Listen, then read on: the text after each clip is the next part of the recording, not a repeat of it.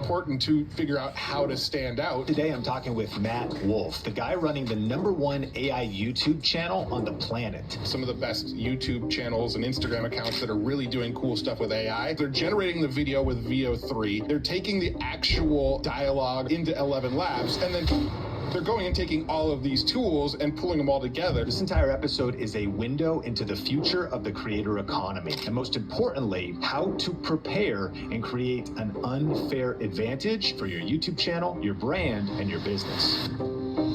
Hey Matt, welcome back to the podcast. I want to jump right into it. There's a lot of talk right now about YouTube demonetizing AI content. YouTube has made some announcements. They've spread across the internet. There's tried to be some correction of the narrative, but a majority opinion is like, oh, you can't monetize AI content anymore. All these channels are getting demonetized. Can you break down the situation and kind of catch us up to speed with this story? Yeah, sure. So not too long ago, a few weeks ago, YouTube put out like a new update basically saying that we're not going to allow monetization on, I don't remember the exact wording they used, but it was something like repetitive content, right? Like they said, we're not going to allow you to put repetitive content on YouTube. And everybody seemed to take that as you can't put AI videos on YouTube anymore. You can't generate them with AI and put them on and get them monetized. I mean, you can upload them, they just won't be monetized. However, that's not actually what they said. What they said was repetitive content. And Rene Ritchie actually made a video to try to clarify and update for people. But I think more people saw the initial story than the update. But his clarification was like, no, we don't want you to do repetitive content. Like they're going to start cracking down on, just taking other people's content and clipping it and using it as your own and things like that. Like something that's already been published, reusing it and then publishing it again. They actually didn't say anything about like low effort AI content. I mean, you could still make brain rot AI slop and get it monetized as long as it's unique original content. Yeah, so I think they said like inauthentic or mass produced spam, and you brought up this word AI slop. Now a lot of listeners have probably heard that, but what would be your working definition of what that means? Yeah, I don't know if I have like a super clear definition for it, but to me it's just like low quality, poor effort, just made really quickly, slapped together and put online using AI. There's this new trend coming up called brain rot, right? Then a lot of the younger generations like Gen Alpha and stuff actually really enjoy brain rot content, which is kind of a lot of low effort AI generated slop where it's somebody plugged in like one prompt, got the output video, didn't care how good it looked and just went, screw it, I'm publishing it. And they just put it online for everybody to see without putting extra effort into it. Like I do kind of differentiate between like AI art or, AI that actually has real creativity behind it and AI slop. AI slop is they gave it a prompt, they got the output, they threw it online, they don't really care about the quality. But there are a lot of people out there that are using AI as like a sort of a visual effects tool and things like that, where they're spending hours and days and a lot of time producing content, and AI is one of the tools they're using maybe to get that exact scene they want to get in there. And to me, that's not really AI slop. That's AI as like an assistive tool to get the final product you want. But AI slop is like, it's almost like the get rich quick sort of version of AI, I guess, right? Like I can get content up and out that looks decent that people might want to watch with zero effort at all. Yeah, I think one of the channels I saw that was doing, even this was actually kind of designed, but they would take videos that were sort of like truly fake news. They would take like the White House press secretary, they just have like an image of her the entire time and make some kind of narrative around her cross, like what her cross means. Right. And then they'll spin like 25 versions of it. They'll try different titles, and it's just kind of an AI voiceover, and it's like kind of trying to game the system. Or they take FBI Director Kash Patel and they'll like make up something he said. And what's so fascinating though is I don't think we can underestimate, not to throw like the legacy generation under the bus, but I'm already noticing in conversations, even with my parents, where they've like conveyed truth to me. They've been like, I saw online that this is what's happening. I think a recent conversation was like, did you know Barack Obama's in prison? And like, I go, I don't think that's true. I'm pretty sure. And I actually just pulled up ChatGPT. I was like, hey, is that true? They're like, no, that's not. But there was a viral story, and it, you know, for the discerning that maybe are even aware of what AI is capable of, you can see through this. But like, this stuff is, you know, it really is not a small issue. Like, it's affecting culture, news, social media platforms. Are you seeing this stuff? Oh, absolutely. Yeah, I'm hearing about stuff like that all the time. I have a really good friend of mine who told me a story about his mom who, when she goes to bed every night, she was listening to like some Spotify channel that read her Bible verses. So as she went to bed every night, she liked to listen to a Bible verse. Well, I guess like my friend was in the room one time when she was listening to one of these, and he was like, you know, this is AI generated, right? And she's like, what are you talking about? This is just somebody reading Bible verses. And he was like, no, that's an AI generated voice reading the Bible verses. Are you sure those are even real Bible verses? And she looked into it, and some of the Bible verses it was reading wasn't even real Bible verses. It was just like AI generated slop that somebody threw up onto a Spotify account, and it was getting tons and tons and tons of listens of people that wanted to like listen to their Bible verses. And so, I mean, I do think that's becoming a real problem, especially I think as younger generations sort of move up, they'll be kind of native to it, right? In the same way that we've kind of mostly lived in a world where Photoshop's always been a thing. So we look at images that look, you know, super surreal, that don't look like something that could happen in real life, and we go, oh, that's probably Photoshopped, right? I think younger generations are going to kind of have that feeling about AI as they get older. But I think the older generations that are out there now that, you know, aren't totally tapped in with what's going on, it's a real problem for them. I mean, I think you see it on Facebook the most, right? Facebook, I don't know how many times you come across a post that's clearly AI generated, and there's just 100 comments on it from, you know, older generations sort of commenting about how much they love that post. And it's just, yeah, I do really think it's becoming a problem. Well, I want to talk about content farms, AI video generators, AI and virtual influencers. But to go a little bit deeper on one of these stories, I'm sure you heard about the AI band, The Velvet Shutdown. And they, in this last month, got almost 500,000 monthly listeners on Spotify. 1 month they hit 1 million listeners. And for a second, they also tried to be like, whoever's behind this band, because of course there's a human behind it, yeah, but it's a fake band. It's actually, if you listen to the songs, you might say they don't have a soul, but the music's clearly not bad. And I'm actually probably certain 99% of listeners, it's like hitting their recommended feed and they're like, this is great. And it's just playing, they're getting the listens. But this really has people outraged. It creates all kinds of ethical questions, and like indie artists who are putting in the work, you know, are struggling to get 10 to 20,000 listens on Spotify or YouTube Music, or get discovered on YouTube. And so recently they officially admitted that they were AI, but this AI band and AI music, Timberland is getting a lot of controversy because he's sort of leading with an AI artist, right? And he might just be the one that's gonna take the fall, and eventually it'll be commonplace. But I think people's paradigms are being so stretched. And I mean, what do you think the two different competing ideologies are here? Because on the one hand, it's like, well, if the music's good and you like it, isn't creativity and art in the eyes and the ears of the beholder? Or the ethical concerns and how this might affect indie artists and disrupt the industry? Yeah, I mean, I think it's sort of okay to think that what's being generated is cool and exciting, and what's coming out of a lot of these tools is you know, entertaining, enjoyable content. But I also think it's okay at the same time to be sort of conflicted about it all. And I feel like there's sort of a spectrum, right? And I kind of land in the middle of the spectrum, where I think what we can do with AI is very, very cool. And I want to test the limits. I want to figure out what I can do with it. But I'm also very, very conflicted. And so I think there's this like giant spectrum where everybody kind of lies somewhere in it. You're either completely anti-AI, you're totally for AI, you use AI for everything, or you fall somewhere in the middle. And I feel like the majority of the world falls somewhere in the middle. I mean, if you look at my YouTube comments, you usually only see the extremes, but I think that's just kind of the nature of YouTube comments. I think the majority of the world kind of lives in the middle.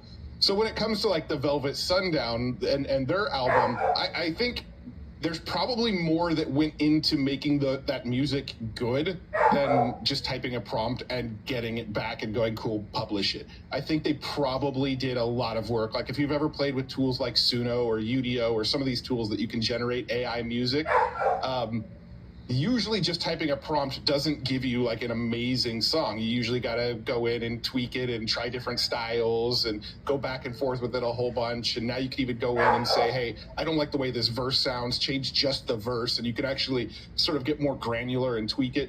So I do think there's a little bit more effort than I think some people give credit for.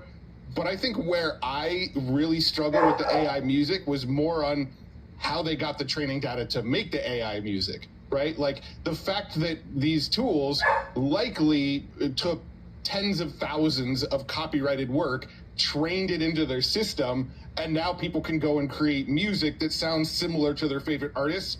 That's where it starts to hit that like ethical barrier of like, I like what this can do, but I kind of don't like how they got there. And so for me, it's just like this very conflicted feeling on a lot of these tools. Like, I can go and make a song and without actually saying Blink-182, make it sound like a Blink-182 song. And we know with the output that there's probably a lot of Blink-182 songs in the training data because I was able to get it to sound like a Blink-182 song. And that to me is where like those ethical boundaries are sort of very gray at the moment. And a lot of these companies that are doing this are claiming that it's fair use, but a lot of the copyright holders are going, yeah, but it's not really fair use if people can make songs that sound like the song that I made. So, I mean, it's very sort of gray, and I, to this day, feel very conflicted, and I feel like that's probably how most people feel and kind of should feel. I don't really feel like the extremes on either end make a lot of sense, but I feel like being in that middle of like, oh, this is cool what we can do now, but also it was sort of built on the back of others, and they're not getting credit for how it was built. That kind of feels a little icky to me, right? So I don't know. That's kind of where my head is with it all. It's very much a spectrum, and I live in that gray area with it. One other story on this that's interesting, and I'm just noticing these things on social media. One of my friend's dads just did a post, and it was an Eminem song, a YouTube video, and it was actually like a Christian song. And in total sincerity, he goes, "Wow, it's just so cool to see what God is doing in Eminem's life." And on the one hand, it's like, listen, maybe that's happening, and we're not judging what's happening in someone's life. But as I'm reading it, I'm like, number one, that's not even a real song. Look at the view count, look at the whatever. But also the voice, the beat. In fact, I want to say it was actually just Kanye's song, Use This Gospel, just flipped to Eminem rapping Kanye's song. Now, I empathetically, he's not like probably as immersed in hip hop as I am, but ultimately, I'm curious if like, I think people are frustrated that right now people are making fake Drake songs, fake Eminem songs. These videos can get a lot of views, and in a way, it's like a faceless creator type of a thing. But maybe they're wondering, why isn't YouTube cracking down on this? And on the other hand, it's like these days, you can get collabs from anybody. You can get like Justin Bieber collaborating with Ariana Grande. It's not even real, right, about whatever your flavor of whatever you want them to sing about. You could like find somebody in some sub niche and like, oh, I can't believe that like Justin Bieber is into Dungeons and Dragons now. He just did a song about it. You're like, no, he's not, dude. What are you talking about? Like, some people believe it. Maybe it's a hobby. I don't know. Are you aware of like, really, should these videos be being taken down by YouTube? I mean, probably. It falls into that like sort of tough gray area, right? Like, because things like parodies are allowed on YouTube, right? And it's sort of like, where is that line, and at what point are you crossing it? I remember there was a song that came out, it's probably been 2 years ago now, that was like a Drake song, but it was actually written by a guy who goes by Ghostwriter online. And the song went totally viral, and people thought it was Drake, and Drake got really, really mad about it, only for Drake to go and create a song where he mimicked somebody else's voice in the song that he created. But yeah, I mean, I don't really know. I feel like Spotify is starting to crack down, because there was a story where people were starting to somehow publish songs on like dead artists Spotify channels, right? Like new Johnny Cash songs were coming out and actually landing on Johnny Cash's profile kind of thing. And so Spotify, I know, has started to crack down on that a little bit. I'm sure YouTube probably will as well. I think it all sort of ends with artists figuring out a way to get compensated when their voice gets used. You know, there was like the whole Napster situation back in the, whatever it was, the 90s, early 2000s. I don't remember the exact timeline, but when Napster came out, obviously all of the musicians fought against it. You know, Metallica being the biggest name that everybody remembers, getting Napster shut down. But if you look at where we are today, we're still using that technology essentially to get our music and listen to our music. They just figured out a better economical model so that the musicians actually get compensated for it. And so I do think something will eventually get worked out where they can sort of piece together what musicians' influences made it into a song, and then, you know, somehow that musician gets a piece of it. And then if musicians can sort of get paid for their work, I see more and more musicians probably jumping on board, because it's like, cool, now I can produce music at scale and other people are doing it for me and I still get paid for it. So, I mean, I think right now it's an issue, but I don't think it's an issue forever. Before we talk about virtual influencers and AI video generators, just so the Think Media podcast community and new people here, and if you're new, subscribe for more content like this, but let's talk about content farms. What is a content farm? I mean, as far as I know, like a content farm would be just like some sort of automated system where you're just cranking out content as fast as you can and as high quantity as you can, not really thinking about quality. I'm not sure if there's a more formal definition, but that's kind of how I think about content farms, just automated cranking out content in some way. And AI is very, very good at doing that, but I also feel like AI has a tendency to all sound the same. I think anybody who's really paying close attention to AI can sort of spot AI now, right? Like, I don't know how much you've like read blog posts and stuff and can instantly spot like, oh, that was ChatGPT. Like, there's signs now that we could read and go, okay, that was ChatGPT. And so I think, you know, we're seeing that more and more. So these content farms need to figure out ways to like feel less AI-y, I guess. But yeah, I guess that would be my definition. Just like a super automated, quick, high quantity, low quality way of making content. I'm curious, when you use kind of these consumer-facing tools, sometimes you wait in a queue, there's a delay for the video to be generated or things like that. Would you imagine that content farms, what is the higher level of tapping into AI power that might blow some of our minds? Because some of the tools I've used, you know, you do some prompts and then you wait for a while. It might take a while and you end up with a 40-second short. But I would imagine if you had the right amount of power and processing power and access to a tool, the volume you could produce would blow most of our minds. What tools like that exist? Yeah, I mean, there's a couple, honestly. So InVideo is one where you can give it a prompt and it will actually go and make a video, I think all the way up to like 20 minutes long for you. It can make it as short as, 15 seconds, all the way up to like 20 minutes. And you could go and give it a prompt, like make an explainer video that explains quantum computing and make sure that there's like visual graphs in it to like best explain it, and use some AI animations to tell the story. And it probably takes 15 minutes to process, but you can give it that prompt and it will come back with a video that has the entire thing scripted, voiceover, video throughout the whole thing, background music. And then if you want, you can literally give it a prompt saying, turn it to Spanish, and it'll spit out the exact same video, but now in Spanish, right? So InVideo is a tool that does that. I was actually just playing with one yesterday called OpenArt. It used to be an image generation platform, but they've actually shifted heavily into a video generation platform. And they literally let you make like these AI slop kind of videos, right? Like the brain rot videos where you can go in and say, make a video about a cat who learns how to skydive. And it will create like a 2-minute video vertical format for TikTok and shorts and things like that. It'll be an entire AI generated video with music, with voiceover about a cat that learns to skydive. And it won't be the greatest quality, like the cat will look like a different cat every time it changes scenes, but it will spit out that sort of like AI slop kind of video for you in a minute. And you can go in there and just plug in a prompt, crank out a video, plug in a prompt, crank out a video. In a matter of an hour, have like probably 10 videos that you can drip out if you wanted. So those are a couple that come to mind that I've actually messed with recently. Now, saying that, I don't know if that's necessarily the future of content that I want to see on these platforms, but they do exist. Yeah, I actually have just been playing with InVideo, and I have a faceless Bible Secrets mystery channel. And one of my shorts just popped off. I'd call it VFM Viral for Me. Just got 10,000 views, and now it's going crazy on 3 giants in the Bible other than Goliath.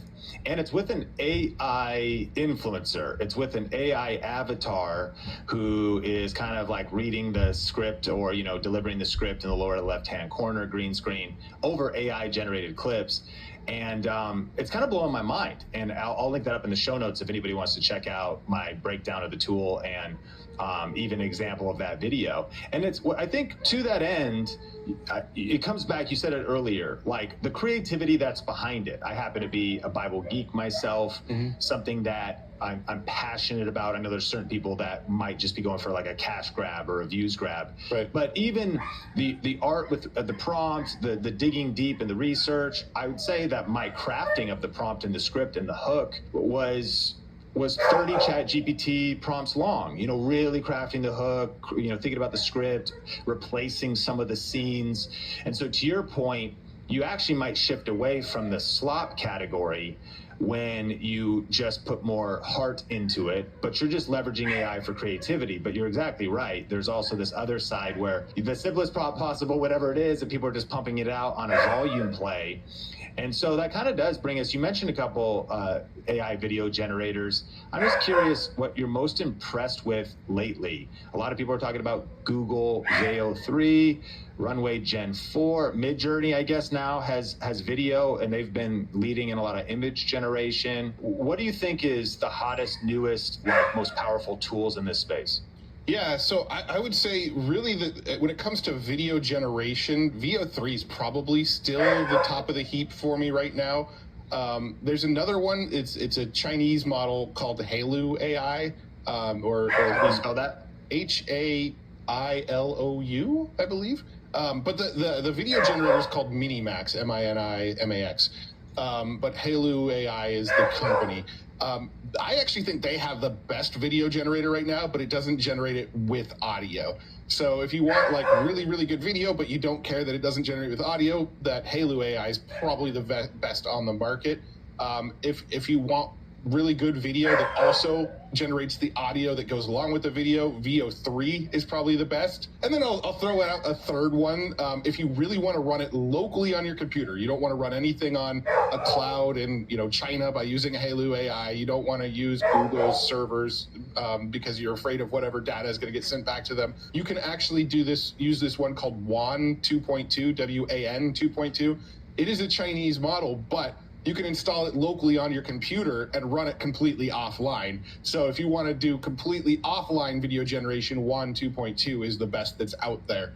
So depending on what you're going for, Hailou AI, best video generator, Veo 3, best video generator that also has audio, WAN 2.2, best video generator if you want to generate completely offline videos. As a content creator, you know that getting professional quality could be a huge hassle. You want your podcasts and videos to look and sound amazing, but you don't want to invest in a full-blown production studio to make it happen. That's why here at Think Media, we use Riverside. Riverside is a platform that lets you capture studio quality content from anywhere. I literally record in a home office right next to my 5-year-old's bedroom.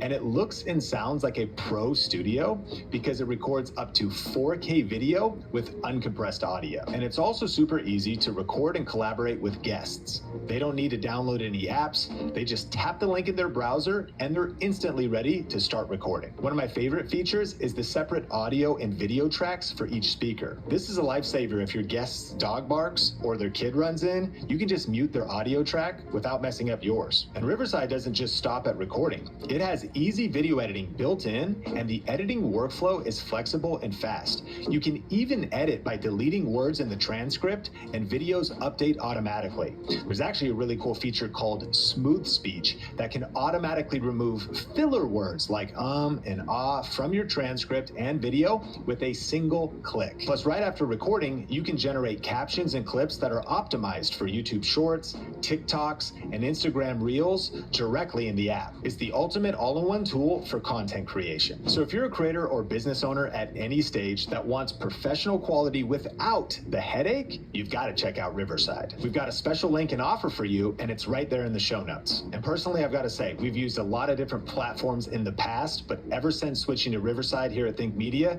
everything changed. I'm absolutely in love with it. So just go to the link in the description or the podcast show notes to learn more and to start creating studio quality content today with Riverside. I don't know, I'm sure you've seen this account. You might not know its name off the top of your head, or it might come to you, but on Instagram, I've seen this kind of dystopian, it's like we plugged into the Matrix.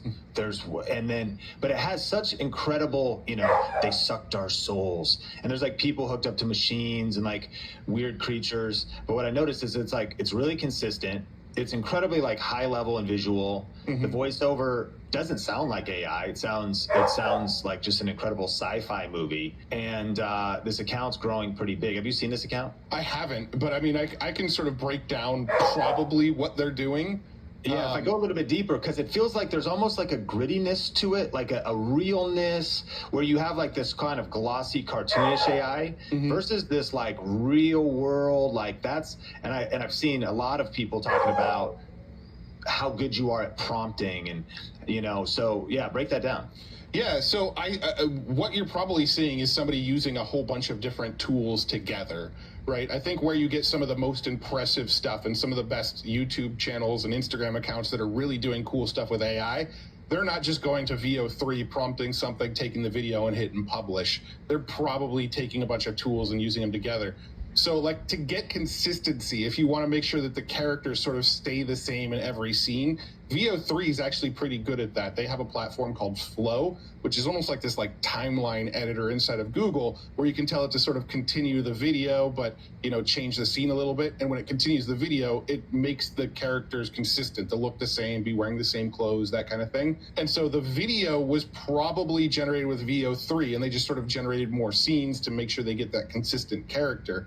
But then there's other tools out there that will help you sort of change the lip syncing, so the lip syncing's even better. I think Runway has a model that can help with lip syncing. I think Pika now has a model that helps with lip syncing. And then to get like a really good voice, you want to go use 11 Labs. That's sort of like the industry standard for getting really, really good text-to-speech voice. So what a lot of people are doing is they're generating the video with VO3.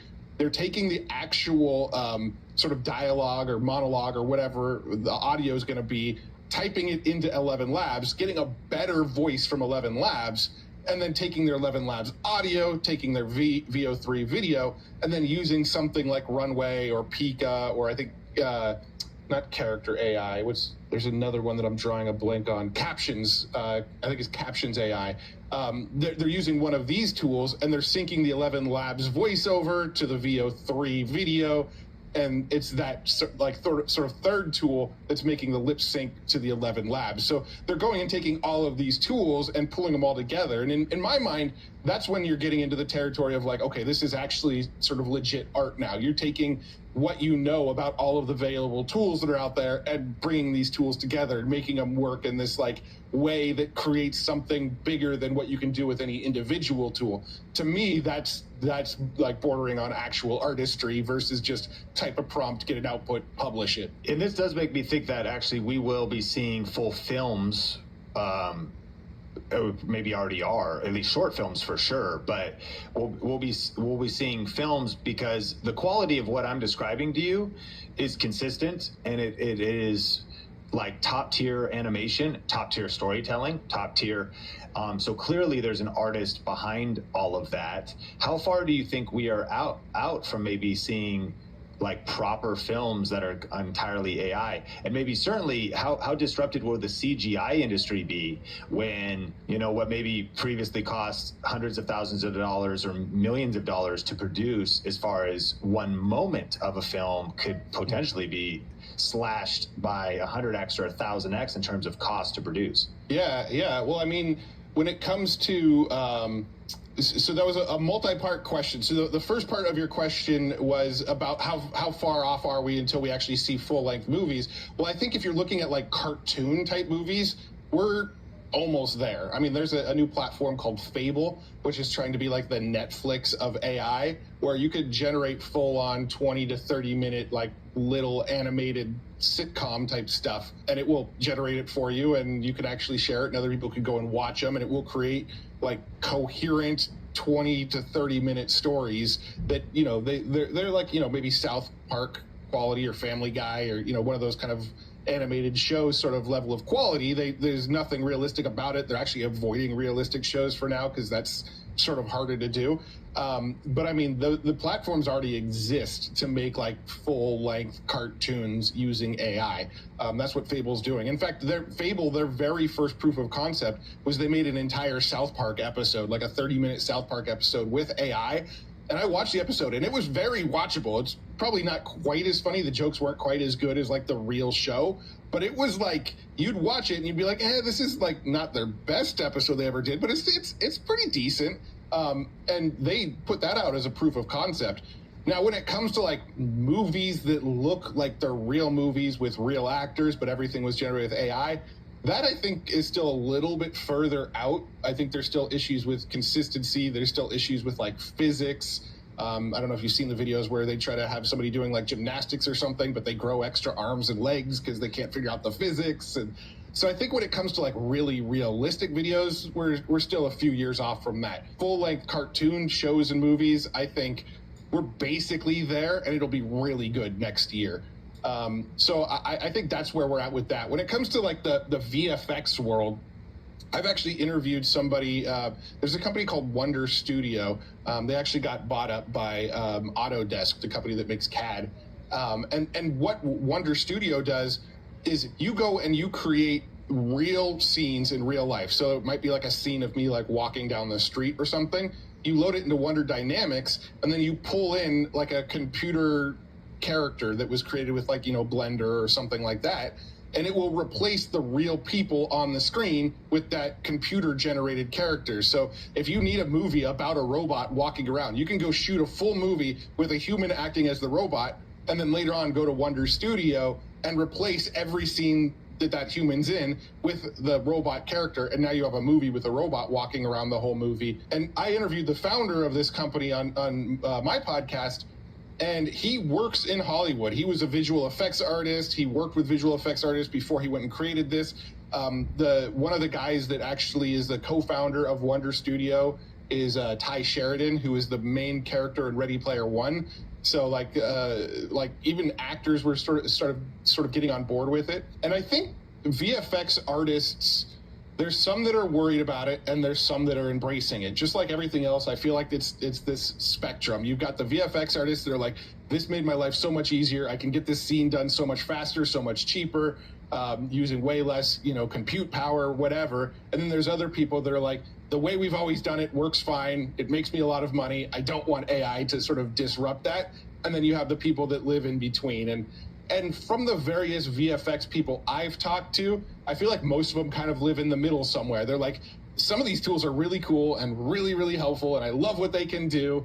But at the same time, it just makes it so much easier that like anybody can be a VFX artist, right? The barrier to entry to get into this career now is so much lower. If the barrier to entry to get into this career is so much lower, that means they can pay people less to do it, because it's eventually a race to the bottom if it just becomes a prompt to do any sort of VFX. And so that's more what people are worried about, is that these tools make it easier and easier and easier for less skilled people to do the work that previously took skilled people to do. And so they're just more worried that others will jump in and be able to do the stuff that only they used to be able to do. But I think the VFX artists that win are the ones that just keep up with the latest tools and technology and what's available out there and leverage everything at their disposal to make the best possible outcome they can make. Again, when I was talking to the guy from Wonder Studio, he's in Hollywood, and he told me, he's like, everybody in Hollywood's already using AI. None of them want to admit it. They're afraid of the backlash that AI is going to bring when they tell people they used AI, but every studio's already using it right now. They're just hush-hush about it. So I think 100% of people listening to this are underestimating virtual influencers and avatars. The global virtual influencer market is valued at $4.6 billion and is growing by 26% right now. And there's virtual influencers like Anita Lopez, who's claiming to make 10,000 pounds a month via brand deals. Lil Miquela reportedly earns $10 million a year from brand partnerships. A TikTok character with 22 million followers is earning $33,800 per post. And so AI avatars are real and they're here. And while many people have opinions and feelings, these virtual characters online are making real money, gaining real followers. I think it was Anita Lopez who, this female virtual influencer, has an Amazon shop that links to affiliate products of her skincare and makeup, which broke my brain. That people would be like, I know, I'm like, so like, I get it. This fictional character is saying she uses these products, which is impossible. And yet people are following this though. Yeah. Because again, that might offend the listener that's listening to this right now, but somebody else, man, if it makes them happy and they find a product they want, and it's an interesting industry and it's growing faster than I think any of us realize. Why are AI avatars and virtual influencers gaining traction right now? To be honest, I think it's a generational thing. My brain doesn't comprehend it, right? When I see like a virtual influencer, I usually click away pretty quickly. For whatever reason, it's not sticky for me. It's just not something that I enjoy watching. So it's hard for me to really grasp why that's happening. I think at the end of the day, people just want to be entertained. I mean, it's the same reason that like brain rot videos are starting to pop up as well, right? Like a couple weeks ago, the most popular, most viewed video on YouTube with like 300 and something million views was an AI generated video about a cat who rescued a baby from a plane crash. And it was just like a purely AI generated slop video that barely made sense when you watched it, but somehow it got over 300 million views in that 1 week. And it doesn't compute for me, but it obviously gives some sort of dopamine hit to a lot of people. They're either hate watching it and going, oh, I can't believe that like this slop is going around the internet, but they watched it anyway, or they're like a younger generation that just like loves this stuff, right? Like you see like Coco Melon, for instance, right? To me, that feels kind of brain rotty, but kids love it, right? And I think it's just that same kind of thing. I think it delivers that dopamine hit for younger generations. But I also think the virtual influencer thing is a good proof of concept for corporations. I think what you're going to see is if there's no face behind these virtual influencers and the person behind them is mostly anonymous, what stops companies from going and trying to create and ramp up their own virtual influencer that nobody really knows there's a company behind, and now this virtual influencer is out there promoting their company? I think that's kind of the future of where this is all headed. Is like the virtual influencers are setting things up for corporations to have this like marketing path with like a nice little avatar they can use. The Geico Gecko, Tony the Tiger, that kind of stuff already exists on commercials. What's to stop them from turning those into virtual influencers that promote their products all over the place online? So I think it's really just kind of creating this really solid proof of concept of like where a lot of big brands are probably going to take their like media budget in the future. Have you heard that there are people that already want to fight for the rights of AI? In what way? Well, I've heard a little bit of some people saying, and even just the LLMs themselves. I mean, people are dating and marrying and having relationships with AI. I think people might start concluding that AI will eventually become sentient in some way, and then that AI needs like labor rights in the same way that humans do. Have you heard that argument? I mean, I've heard those arguments. I personally think they're kind of ridiculous. I mean, I see the stuff of people, like I saw somebody just the other day on Reddit posting about how the AI proposed to them and they said yes, and they're getting married to the AI. And it's, to me, it's so bizarre. I mean, when you understand how the AI works, right, how these large language models work, they're essentially just like all of the words in the human language have been transferred into numbers, and then they find the patterns between the numbers and what words tend to connect to each other. And then it's like a glorified, and I know there's probably people watching this that will say I'm way oversimplifying it, and I am, but it's like a glorified autocomplete, just on a much bigger scale. So to think that technology should have rights, it seems kind of bizarre.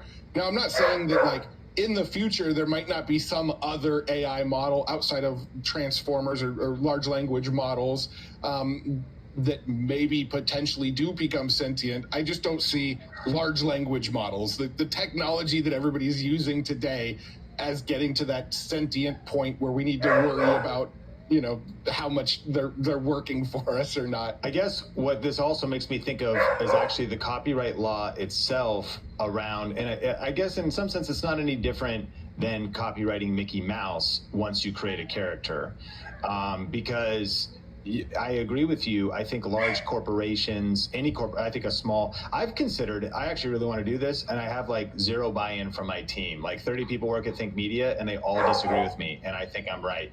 And I'm like, I want a female newscaster to deliver YouTube news, maybe just in vertical video.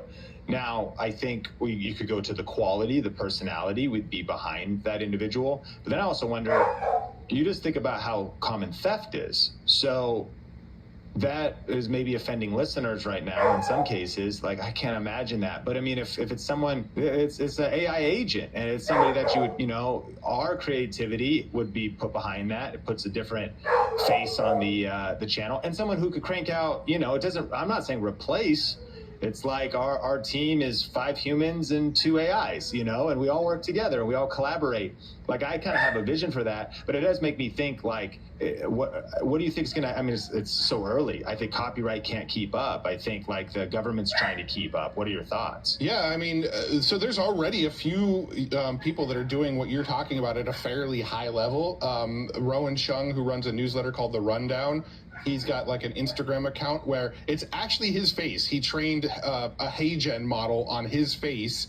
He trained an 11 Labs model on his voice. So when you watch the video, it looks like him just reporting into the camera on the latest news, but it's all AI generated. And whenever the video looks a little like uncanny, whenever you can kind of tell the lip sync isn't quite right, or it feels a little AI-y, well, that's where he puts B-roll over the video. So you watch the thing, and all of the best clips of him speaking is the talking head. Anytime it starts to look at very sort of AI, he overlays it with B-roll, so it hides the AI. Another guy who's doing it is Varun Maya, who's based in India and probably one of the largest sort of tech influencers in India right now. Same thing. He puts out videos on Instagram and TikTok where it's his face with a HeyGen trained model on him, and he reports on the news.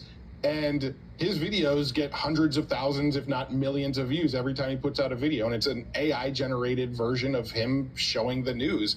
So, I mean, people are doing that to a high level right now. I do think there's probably a point where it gets like saturated and you see like everybody trying that. So it's kind of like a window in time where if you're early with the tech, you could probably get away with it, but eventually there'll be a lot of people doing it. But yeah, I mean, people are definitely doing that. What was the second part to your question? I went off on a little tangent. And then copyright. I mean, I guess copyright. In that case, so if they've duplicated themselves, or maybe you start to craft, like, I mean, Lil Miquela, like somebody else.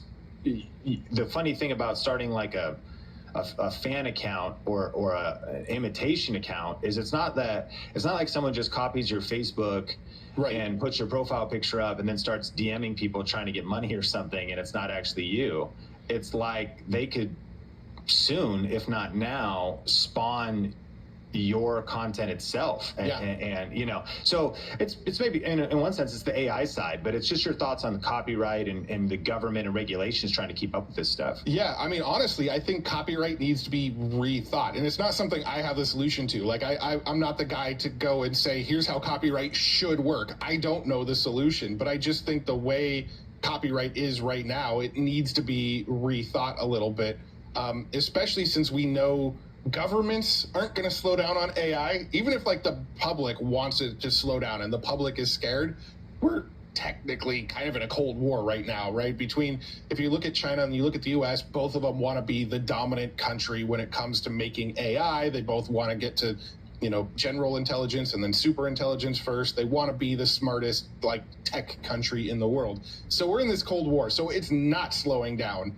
right? And the thing is, it's all built on the back of copywritten content. Almost all of the writing that gets trained into these large language models are copyrighted books, are works that people put on the internet, are transcripts from audiobooks and podcasts and YouTube videos and things like that. All of the music generators are based on training data from copyrighted work. All these video generators, you know, VO3 is the best video generator. Why is that? Well, because Google owns YouTube. They have the largest set of training data on the planet of video content they can load into this model, making it the best possible output that you can get. And so all of this stuff is built on copyright work, and they don't want, and the governments don't want to slow it down. So where do we go from here? I think the governments need to figure out, like, how do we rethink copyright in a way that the original creators still, you know, get some sort of benefit. There's, you know, creators have to be incentivized to want to create, but at the same time, we don't want to slow down what we can train into these models if we want the models to get better and better and better. So there just needs to be some sort of rethinking. But again, I don't know the solution. I think there needs to be some way where artists get compensated if their work is used in the output and the training data sort of reference and output, but it gets really, really muddy and really complicated and confusing. So I don't know the solution, but I do think copyright needs to be overhauled for the future we're entering. It just seems like an outdated way of doing things. Do you feel like faceless YouTube channels represent a real opportunity in 2026? I think faceless YouTube channels are, I think there's a window of opportunity, and the window of opportunity is going to close. I think as AI gets more and more prolific and more people use AI, I think you're going to see people crave humanity a little bit. I think in the future, when there's a lot of people that figure out that they can make quick AI videos, put them on YouTube, and every once in a while they might get lucky and go viral with one or two of their videos, when people start to see that that's what is all over YouTube, I think they're going to start to seek out realness. They're going to seek out personalities, real people, real experiences, storytelling. I actually think vlogging, like Casey Neistat style vlogging, is going to make a big comeback. I think we're going to see that again in a world of AI. People are going to want realness. They're going to want to see inside of people's lives. I really, really strongly predict you're going to see like that come back around and that vlogging kind of content be the big thing again. And I think it's going to be partly a result of AI being everywhere and people just being burnt out on just fake content everywhere. You have a very successful YouTube channel. I believe it's the #1 AI expertise conversation channel. You've got a podcast as well. Mm-hmm. And it's you. I know you've played with these tools. Mm-hmm. And you mentioned earlier there's a couple individuals who've duplicated themselves to make news. Are you still making 99% or 100% of your content you delivering the news? Or yeah. What is your thoughts on moving into the AI avatar arena? I want to play with it just to kind of test it and see what it's capable of. I don't really see it being part of like my long-term game plan.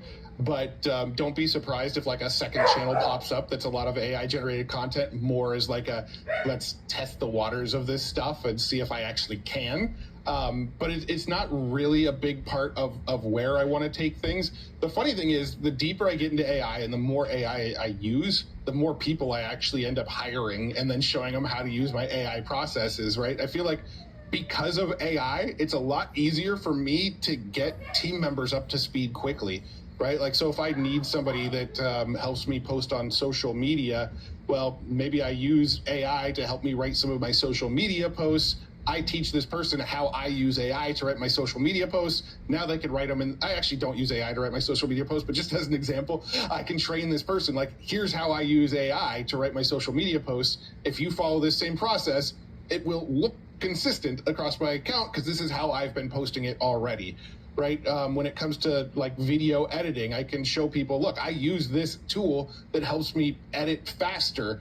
If you use this tool, you can edit faster as well. And so AI has helped me onboard other team members faster and easier and get them up to speed quicker. So it's like the deeper I go and the more tools I discover, the more people I end up hiring, which seems kind of counterintuitive with AI, but I've gotten to a point where like I've got a pretty big team running a lot of this stuff for me because I was able to like empower them with AI prompts and AI sort of tutorials on here's the best way to do this thing that I put you in this role for. You know, before we move on, to land the plane on the faceless conversation too, can you articulate the distinction? Because you say the window of opportunity for faceless channels is closing. I would agree with that from people being tired of AI slop or just AI mass-produced content. I think though, but the term of faceless channels can go pretty broad to the fact of people making video essays, mini documentaries, and their face is just not present on the channel. Yeah. They are using their voice, they're pulling fair use-based clips, and they're assembling content. And this maybe just goes back to define the same thing we've already said. If you are just a master of these new tools, and whether it's a fair use clip from an older movie, maybe enhanced by AI, maybe something freshly generated because you're making a documentary. And, you know, it's interesting, you watch documentaries, the best ones, go film like crime scenes that clearly the person's just telling a story, but they go film B-roll to make it look more interesting. It's like you could start telling these types of stories using AI video generation for those moments. Right. But some of the people with the best faceless channels invest 20, 30, 40, 80, 100 hours into one video, and then these become masterpieces. Yeah. We're probably talking about different things, but I would think that the window for opportunity for quote unquote faceless channels will never close. When it comes back to the things you said. Someone's face might not be on the channel, but if it's storytelling, real art, or just real effort put into it, what do you think? Yeah. No, I think that's a really, really good distinction and a good call out, because when I'm thinking of like faceless channels, I'm almost thinking of like this sort of AI automated content where you open up a video and you can tell this is like an 11 Labs generated AI voice that's talking over the video, and it feels like they put this video together quickly. And I think people are good at sort of determining effort a little bit, right? I think people can watch a video and go, okay, this one is something that people actually put a lot of time, a lot of thought, a lot of effort into, versus this is something that it looks like they threw a couple prompts into ChatGPT and then had like a video maker automate this thing. And I think, you know, people can tell the difference. There's some really, really great faceless channels out there. And I don't think faceless has a window of opportunity. I think the sort of like AI generated faceless stuff has a window of opportunity. I mean, you've got so like, Dodford is a great creator who makes videos about like various celebrities, and it's mostly faceless, but he voices over it, right? You've got like The Critical Drinker is a channel I watch from time to time, which he does like funny movie reviews, and it's all voiceover. You never actually see his face. I think channels like that aren't going anywhere, and I think the ones that people put a lot of effort into, that window of opportunity isn't closing for that style. I was kind of more referring specifically to like the AI generated faceless channels. There's been a lot of backlash over a tool that Mr. Beast launched recently through his software called ViewStats. And he launched a tool that was generating thumbnails, and it talked about how, man, it can generate these thumbnails so easy for you so quickly that look like these other creators' pro thumbnails. And the internet went nuts because they were like, well, where are you getting these thumbnails from? Obviously, you're just using AI to like scan it, replace it, put this creator's face on the image. He removed it within 5 days, and then he replaced it with commissions for human thumbnail artists. I'm just curious what your thoughts are on AI image generators. And we're talking to creators listening to this who are starting to use these tools. It's like the potential to create, if you will, something equivalent with the greatest thumbnail ever made is now a few clicks away with AI. But maybe you could get away with it. Maybe it'll hurt your brand. Maybe it's theft. It probably is. What do you do? And so now we're just in this tension, because I've sometimes heard Seth Godin wrote a good book on systems, and he was talking about, this is Strategy is the book, but he said in every strategy there's a system, and the system it takes on a life of its own. Like, it's sort of like we could theorize about the ethics of this, but nevertheless, it will just drop to the lowest common denominator. People abuse it, and you could blame them, but on like a big data, like you also kind of can't, because it becomes like a race to the bottom, a land grab. If all your competitors are using these tools and you don't, they just have so much more speed over you. Yet it's a legitimate controversy worth conversation. What are your thoughts on the backlash against Mr. Beast's tool and what the internet's thoughts were about it? I mean, this is probably weird coming from me, but I agree with most people's takes on the product that he put out. And I think it was more of a marketing issue than anything. The way he marketed the product, I think, was the problem. Because the way he marketed the product was essentially find other YouTube thumbnails that you think work well and then inject yourself into them. And well, a lot of YouTubers who spent a lot of money on thumbnail artists or spent a lot of time developing those thumbnails feel like, hey, you're just ripping off my thumbnail and putting your face on it. And I feel like that's a pretty valid complaint. Like, I actually agree with a lot of the criticisms around that tool. I don't think the fact that it was an AI tool was really the problem. It was an AI tool that stole other thumbnails and let you put your face on them that was the actual problem with that. The funny thing is, I do think, like, when it comes to thumbnails, it's like this ebb and flow it's a constant moving target.